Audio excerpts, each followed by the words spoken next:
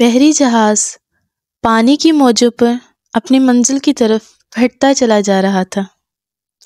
ٹھنڈی ٹھنڈی ہوائیں چل رہی تھیں، موسم بڑا خوشگوار تھا، سمندر کی لہریں بھی پرسکون تھیں۔ دوسرے مسافروں کے ساتھ سندباد بھی اس جہاز پر سوار تھا۔ سب بہت خوش تھے۔ اس سفر کو آج 3 دن گزر چکے تھے۔ سفر جاری تھا۔ یہ کیا؟ یہ تو سمندر میں طوفان کے آثار نمودار ہونے لگے۔ اچانک جہاز پر اعلان ہوا، تمام مسافروں سے گزارش ہے کہ وہ جہاز کے عرصے پر آ جائیں۔ سمندری طوفان شدت اختیار کرتا جا رہا ہے۔ جہاز کسی بھی وقت غرق ہو سکتا ہے۔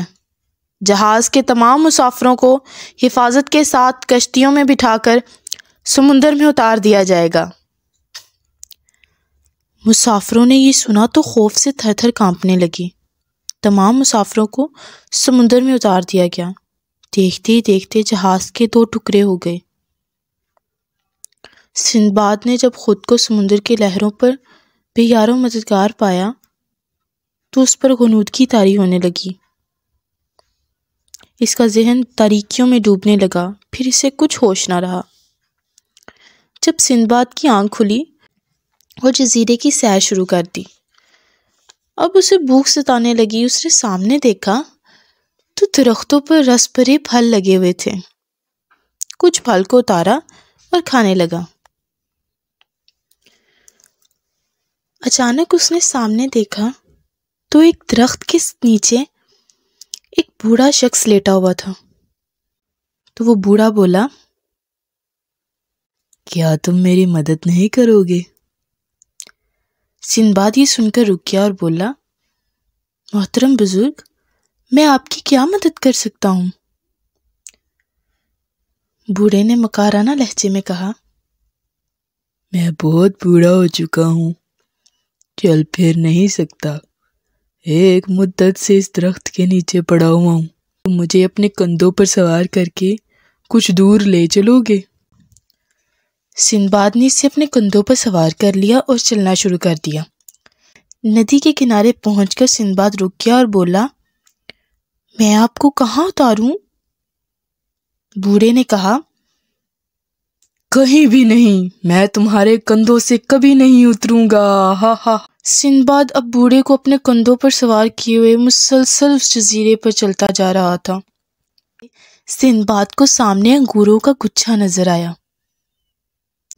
سامنے کدو کا پیالہ پڑا ہوا تھا۔ اس نے انگوروں کے گچھے کو اس کے اندر ڈالا اور دھوپ میں رکھ دیا۔ سندباد نے اس شربت کو دھوپ میں رکھ دیا۔ دن ڈھلتا گیا۔ جب مکمل طور پر سورج نکل آیا تو کچھ دیر بعد سندباد نے اس شربت کے پیالے کو اٹھایا اور پینے لگا۔ نہیں رکو، پہلے میں پیوں گا، بوڑھا بولا۔ اس نے کہا، ٹھیک ہے، تم پی لو۔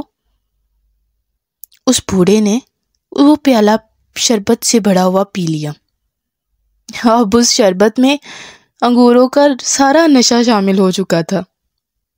اس نے جیسے وہ شربت پیا تو وہ بے ہوش ہو کر زمین پر گر گیا۔